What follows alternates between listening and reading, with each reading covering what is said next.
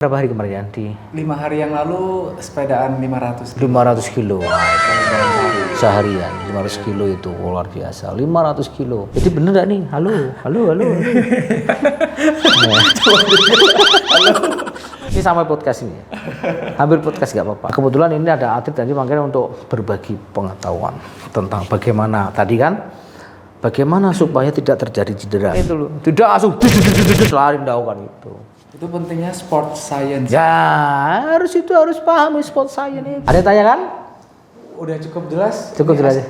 Kuliah udah 6 SKS ini.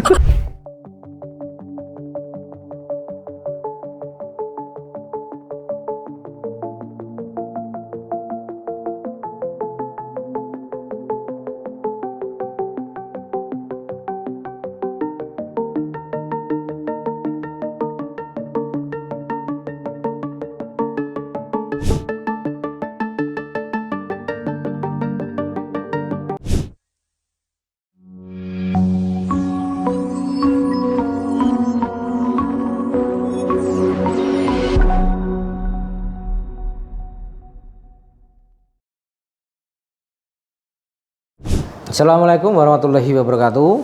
Bersama lagi dengan saya Arif Setiawan, MCO Massage Olahraga. Kali ini MCO dapat pasien atlet running ini, running ya? Triathlon ini yang kedua kalinya. Ini namanya Mas Suryali. Ini habis event berapa hari kemarin ya? Di 5 hari yang lalu sepedaan 500 kilo. Wah, itu dalam sehari. Seharian 500 kilo itu luar biasa. 500 kilo. Sepeda ya? Bukan lari. Listrik ya? Iya. Gue sih ya. Jadi Jakarta Salatiga. Oh, itu 500. Iya, 500-nya itu. Mas Surya ini alami, ini bukan cedera tapi overuse ya, overuse ini. Ini average-nya. Kita melihat tadi ini tidak balance, otot antara kanan dan kiri tidak balance. Ini dikarenakan kita nggak tahu. Yang jelas kalau nggak balance ini tentunya bebannya berbeda. Gitu loh. Dominannya juga berbeda. Kemungkinan ini dominan kanan. Otot yang mengecil atau terjadi atrofi atau tidak sama ini akan mudah mengalami cedera. Gitu loh. Jadi prinsip cedera itu, rumus cedera bukan prinsip. Rumus cedera itu antara beban dan kapasitas lebih besar beban. Jadi kapasitasnya misalkan 100 kilo harus menumpang 150 kilo. Itu tadi ya. Gitu. Seharusnya kapasitas lari ini 50 kilo atau 100 kilo. Tapi harus lari 100 kilo. Misalkan itu.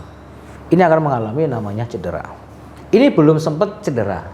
Ini kebetulan Mas Suryali ini sudah sedikit teredukasi, makanya ke sini untuk maintenance ya, dia maintenance ya. Jadi tune up dulu. Karena ini ciri-ciri ya. Ciri-ciri ini cedera itu ini. Aduh. Ini sakit ya. Ya mau nggak mau harus mau di sini ya. Ini ya. Ini sakit ini. Ya. Terasa kan? Ya. Mengapa ini nggak bisa diilmiahkan? Ini nggak bisa diilmiahkan. Ini bukan ilmiah. Ini cuma apa ya? Media aja, gimmick aja kalau saya katakan. Tapi jelas ini Mas Surya ini mengalami yang namanya spasm, kekakuan otot. Nah, kekakuan otot ini yang melakukan serabut-serabut saraf sehingga kena benda yang tajam ini sakit. Dush. Mengapa yang kanan tidak? Kan itu tadi ya. Ini tadi karena ini ototnya beda. Kan itu loh. Nah, ini tugasnya dia untuk menyamakan, latihannya harus balance. Ini contoh ini, cuma gini aja sakit bukan ini. Iya. Ini yang lancip ya, ini lancipnya sakit. Apalagi ini yang tumpul, lebih sakit ya. Betul nggak ini? Iya. Nah, ini sekarang ini aman. Ini nggak apa-apa. Ini. Jadi bener nggak nih? Halo.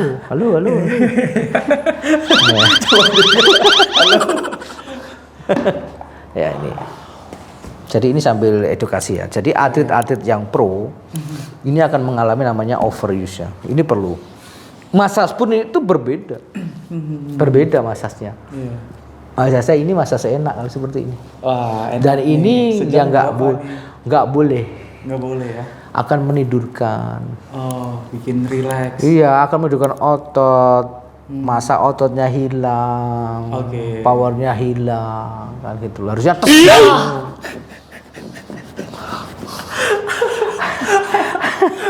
Halo. Oh, sakit kan? Ya. Jangan sampai bom waktu. Jangan sampai bom waktu. Ini sudah ada ciri-ciri. Nah, ada ciri-ciri kan itu loh. Ciri-ciri yang tidak nyaman. Seharusnya kan nggak sakit, kok ini sakit kan gitu loh. Tuh, lemas aja lemas, relax. Wah ini ya kelihatan sekali ini. Tahu bakso, meatball. Inilah meatballnya, ini loh. Terasa nggak meatballnya? Banget. Nah ini, wah, ini kan nggak ada nih. Ada tapi nggak sekeras ini, gitu loh. Wah, aduh. Wah, ini untuk gaji teman-teman yang pro ya, siapa pemain pro, atlet pro ya, hati-hati. Jangan dipaksa. Oke. Cedera itu akan jadi bom waktu. Karir akan hilang cepet itu. Itu Sekarang kalau meatballnya nggak hilangin ya akan tambah itu. Nah tambah itu saya akan mengakibatkan yang namanya cedera tadi. Sama saja. Nah.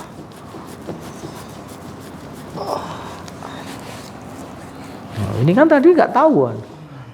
Saya itu nggak apa-apa. Setelah saya cek, lah ini ada masalah. Nah itu. Betul. Jangan sampai hobi ini hilang, ya kan? Jadi tujuannya kan pengen ngelakuin hobi sampai tua ya? Tua gitu loh. Tapi hobi itu akan hancur, akan hilang kalau cedera. Supaya tidak terjadi cedera itu bagaimana? Terus kalau cedera itu harus bagaimana? Setelah cedera itu harus bagaimana? Ini harus dipahami. Bagaimana supaya atlet itu nggak mengalami cedera? Kan gitu. Nah, tentunya harus paham. Apa itu? Yang pertama harus paham yang namanya tahapan-tahapan latihan. Oke. Harus tahu namanya prinsip-prinsip latihan. Gitu loh. Lihat tahapan-tahapan latihan, prinsip-prinsip latihan itulah menyiapkan ini. Kebutuhan yang akan dilakukan. Itu. Nah, itu baru tahu. Bukan langsung kalau ini kan prakteknya, praktisi aja. Iya. Teorinya kan gitu loh. Karena ini ya Mas Li ini karena sudah lama jadi atlet kan gitu loh. Tapi kan tidak tahu apa tahapan-tahapan latihan. Hah?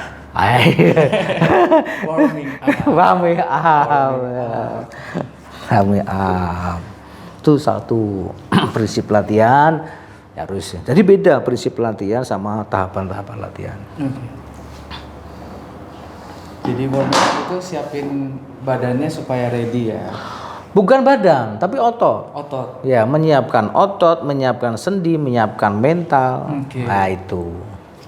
Makanya itu. Jangan lupa tahapan itu ada 3. Warming up atau pemanasan, inti, kolidon. Kolidon tuh wajib. Lah sekarang itu bukan pemanasan terus, tapi kolidonnya benar enggak? Dilakukan enggak? Lakukan. Ada kan? Itu. Oke, bagus. Ya, sudah Tapi tahu. itu biasa kalau cyclist itu jarang lakukan.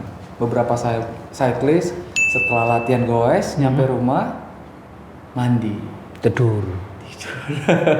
Iya, apalagi yang ngantor, yang kerja buru-buru gitu Nah, kan. itu yang padahal kan itu tujuannya apa harus kolidon itu mengembalikan ke asal. Oke. Gitu loh. Jadi kalau tidak kolidon itu kan akan apa? Menyisakan ya tadi. Ya namanya akumulasi latihan itu overuse tadi, ototnya yang belum rilis, masih kaku-kaku semua, jarum-jarum semua itu. Lah, jarum-jarum itu kan akumulasi tadi.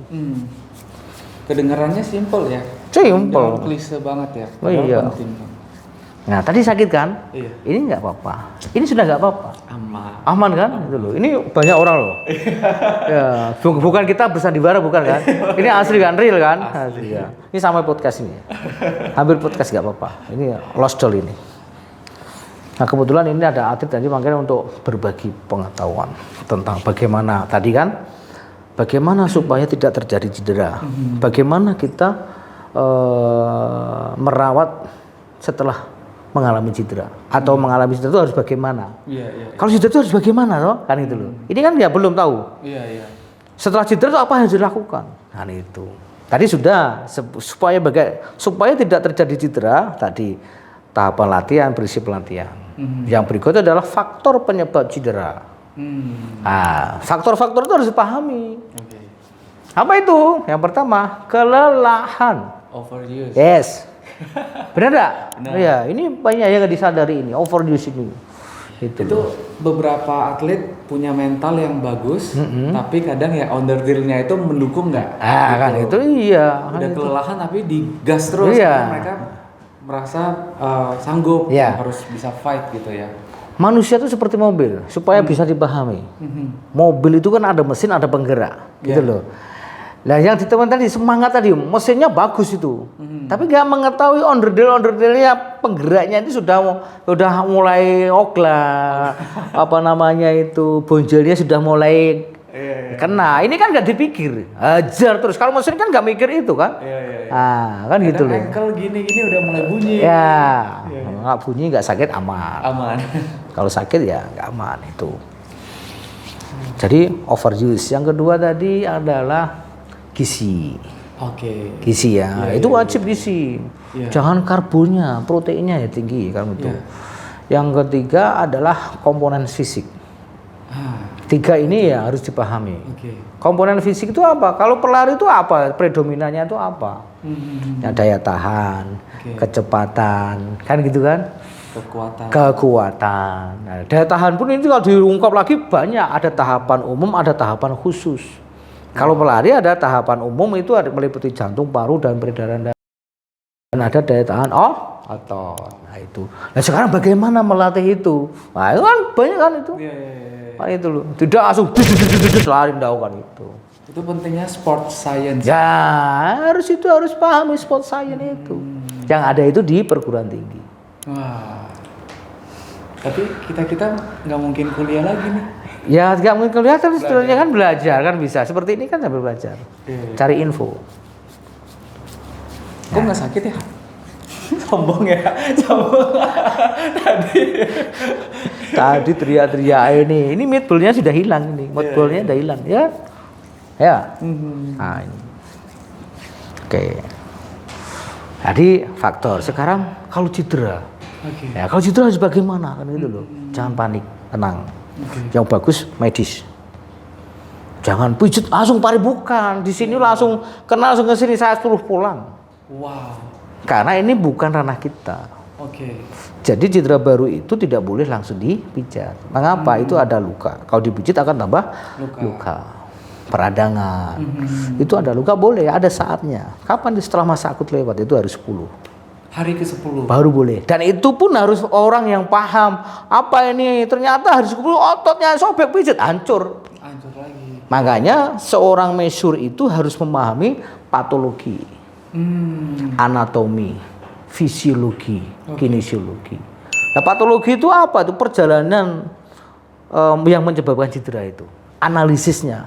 Nah, analisis itu kita bisa itu tadi ilmu anatomi fisiologi tadi yang berperan. Ini sobek nggak boleh. Walaupun sudah 10 hari. Kalau yang nggak tahu ajar tambah rusak enggak? Tambah rusak. Wah itu. Nah ini baru bagaimana kalau cedera tengkurap sekarang. Iya. Nanti banyak orang yang teredukasi. Ini sakit sekali Mas Li. Halo. Ini enggak apa-apa. Ini sakit sekali ini. Halo. Kiri ya? Kiri ya. Dulu kan kiri juga kan? Iya, kiri. Nah, dan ini kan tidak diperhatikan kan? Bagaimana itu? Kan sudah tahu bahwa ini sakit. Tetap dipaksa terus. Jadi anak nakal ya? Bandel nakal. Jangan kau jual usiamu nanti kalau beli. Iya ya. Karena di sini kamu sehat, banyak yang butuh. Ya kan? Banyak yang butuh kamu. Karena kamu sehat. Coba kalau sakit, hilang kan? Nah, sekarang bagaimana supaya kamu tidak sakit, itu PR-nya. Halo.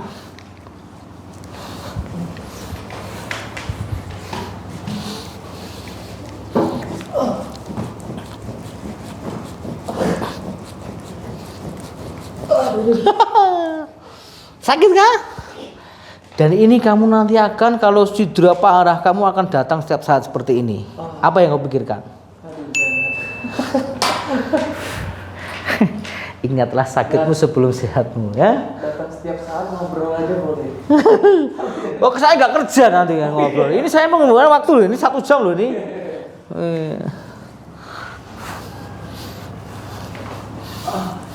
Lemas. Rizky, tolong lampunya. Ayo, kamu bekerja. Ya. Sini toh, kamu sini.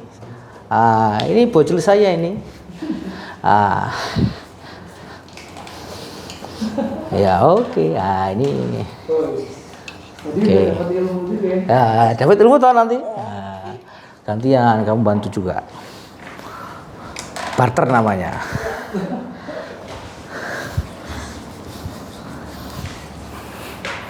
Jadi tidak asal pijit loh ya. Bukan asal pijit. Jadi mijet atlet, mijet orang yang tidak atlet itu beda. Itu. Tadi sakit kan? Ini sakit enggak? Enggak. Sudah selesai. Halo?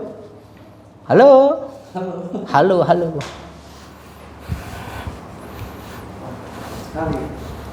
Tapi sakitnya langsung nampol gitu. Gimana? Langsung gimana? Langsung nampol. Nampol itu apa itu? Boom gitu, langsung nendang banget. Deng, langsung habis itu lah nendang, hasilnya deng juga. Iya. Ini? Iya nendang. Halo. Ini barang mobil ketok magic ya. Ketok magic ya. Jadi magic dong. Ini butuh ilmu Mas Li. Bukan ilmu ya, ilmu ini. Ini yang tidak ada di luar sana. Kan gitu loh. Kalau di luar sana itu kan hasilnya aja kan? Tapi hasil itu juga dipertanyakan kan gitu loh. Bisa memperburuk atau meringankan kan gitu loh. Oh, ini sakit sekali nih. Aduh. Halo.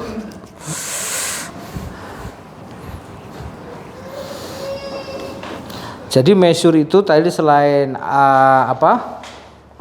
menguasai ilmu anatomi, fisiologi, kinesiologi, patologi, dan harus memahami kontraindikasi massage.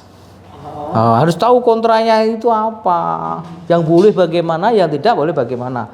Ini harus paham. Tidak semua cedera itu dipijat. Harus tahu cedera itu apa. Ya, cedera itu yang jelas ada kerusakan. Ya namanya cedera itu ada kerusakan. Kerusakan di mana? Di muskuloskeletal. Nah, ada di otot, ada di tulang, ada di ligamen, ada di tendon. Kau itu loh. Yang nggak boleh itu apa? Contohnya ada di tulang. Di tulang. Itu nggak boleh dimasas, kan gitu loh. Yang kedua tidak boleh ada di ligamen. Yang ketiga tidak boleh ada di tendon. Dan otot pun juga tidak boleh bila mengalami robek. Makanya patologi itu sangat penting. Nah untuk bisa itu butuh kuliah. Nah itu. Nah sekarang itu kan ciri-cirinya otot yang nggak robek dan robek itu bagaimana? Nah itu yang harus butuh jam terbang. Ini sudah nggak apa-apa Mas Li? Sudah tidak apa-apa. Nah ini kan tadi ini yang nggak apa-apa. Ini tadi gini kan aja sakit tadi kan, betul kan?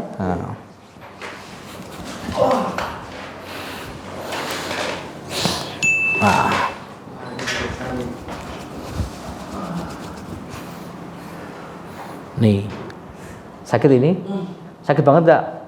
Kalau ini sakit sekali. Beda? Bisa membedakan? Antara sakit sama sakit, ya kan itu loh. Kalau ini sama ini kan sama kan?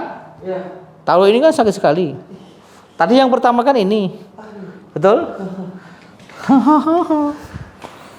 Nah.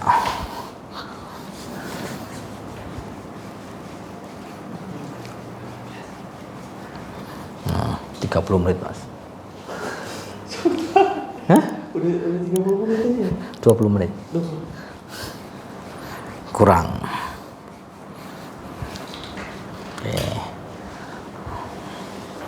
Oke, sekarang balik badan. Sekarang cek jalan. Oke. Cek jalan. Beda enggak rasanya? Oh ya jauh. Hah? Lebih ringan ya. Cuman ya ujung itu yang kesemutan. Iya itu ya, masih. Iya. Masih terasa atau ya? Yang ujung masih. Tapi udah beda? Beda. Sekarang duduk lagi, kita diskusi lagi. Kamu ini adalah aset. Aset yang membutuhkan. Nah, ini kamu kan sudah di-endorse kan itu kan? Iya, kan itu. Itu aset, kamu itu aset. Ini apa ini? Juaraga Pancasila. Oh, Pancasila. Oh bukan. Oh, bukan. Jangan, itu kompetitor. Sorry. Langsung nanti di mute ya. Ya, sorry. Ya.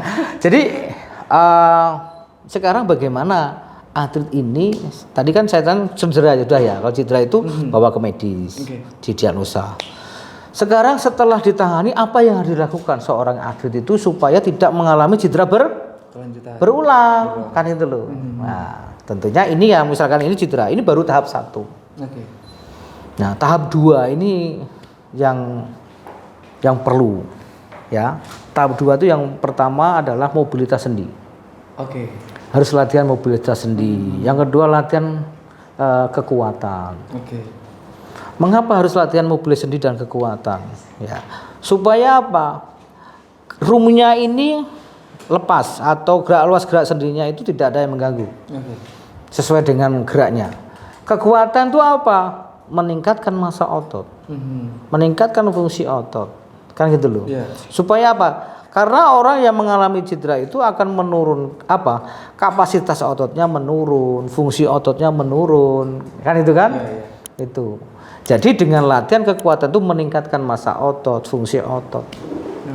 Itu. Mobility itu sama dengan fleksibilitas juga ya? Oh iya pasti, iya. Fleksibilitas tadi kan mobilitas sendi itu kan berkaitan dengan flexibility. Flexibility itu artinya adalah merenggang sendi secara maksimal. Kan gitu. Itu namanya kelentukan atau fleksibilitas kan itu loh. Itu wajib. Seorang atlet harus memiliki itu. Kalau udah itu robot nanti mudah jatuh itu. Ibarat kalau karet, kalau udah nggak fleksibel ditarik putus. Ya itu seperti itu. Akan mudah mulai cedera. Jadi itu ya. Jadi setelah dirilis latihan kekuatan. Jadi mobilisasi kekuatan supaya apa? Supaya otot ini siap untuk menerima beban. Karena teori cedera itu kapasitas sama beban lebih besar. Beban. Bukan beban hidup aja ya? Ya. Kalau saya itu kelebihan. Kalau ini kurang beban ini. Pas. Gitu ya. Apalagi tadi setelah dia mengalami cedera, terus setelah cedera bagaimana? Nah sekarang supaya tidak terjadi cedera tadi kembali ke awal. Jadi tahapan latihan, prinsip latihan itu harus dipahami. Faktornya apa tadi? Pemanasan. Faktor cedera tadi apa? Faktor cedera Overuse, kelelahan. Terus lupa deh. Ini mau kuliah lagi. Baru ada 1 jam udah lupa. Yaitu gizi. Gizi. Yang ketiga adalah komponen fisik. Komponen fisik itu ya tadi ada daya tahan, kelentukan, keseimbangan dan sebagainya. Ada 10 komponen itu. Tapi yang predominan atlet running itu adalah di daya tahan, kecepatan, kan gitu. Terus kekuatan juga ada, kan gitu loh. Kelincahan itu, endurance. Daya tahan itu endurance. Kalau bahasa kulon kalinya endurance. Kalau bahasa Jawanya daya tahan. Bukan ketahanan loh ya, kan itu loh. Daya tahan. Apa itu daya tahan? Kan gitu loh. Nah, kan nggak paham enggak daya tahan itu apa? Daya tahan itu apa enggak? Tahu tapi kan susah menyampaikan. Betul. Ya. Padahal daya tahan itu ada 2, daya tahan otot sama daya tahan umum tadi. Daya tahan umum itu meliputi jantung, paru dan peredaran darah. Itu daya tahan umum. Ada 2 adalah daya tahan otot. Bagaimana melatih daya tahan otot? Bagaimana melatih daya tahan umum? Nah, itu PR. Ada yang tanya kan? Udah cukup jelas. Kuliah udah 6 SKS ini. Langsung ini saya. Langsung 23 menit. Wah. Ya. Jadi itu mudah-mudahan ini sekilas sedikit kita ya sama-sama apa ya, sedikit podcast ya kali ya. Podcast, ya. Mudah-mudahan ya nanti bisa bermanfaat bagi teman-teman Pasti. yang atlet. Mantap.